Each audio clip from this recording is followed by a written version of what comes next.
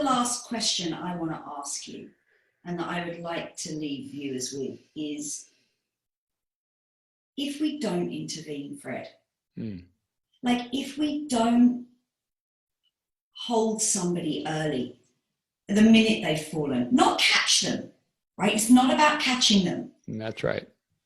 But reaching out our hands when they're trying to get up. Yeah. What's the impact? What's the long-term social, economic impact? It's,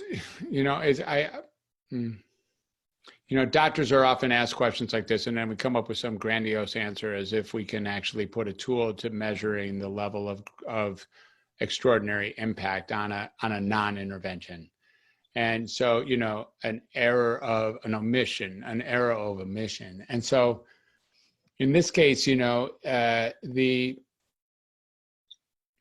just look for yourself. And I guess I'm speaking to our listeners here as well, which is, when you reach out for help and it's there, that's one experience.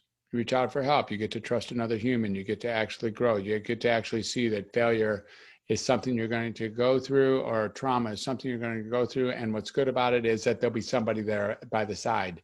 It's possible to get assistance. And, the psyche that gets developed when that is created is, profoundly, fundamentally different from the psyche that gets developed from somebody who's knocked on the ground, has no idea to get up, screams and cries for help, or just, and no one hears and no one comes and no one talks and no one listens. And eventually, the cry sort of fades into, pointlessness.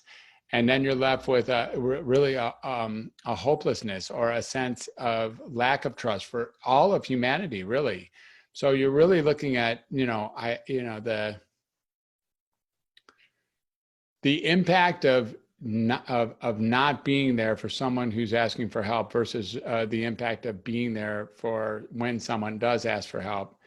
It's an immeasurable impact, an extraordinary negative impact on the entire human race. And one could even say that most of all the trauma that occurs as an adult probably occurs with people who have had that level of core wound. And if that can be ameliorated early, who knows what kind of world we might really be able to live into.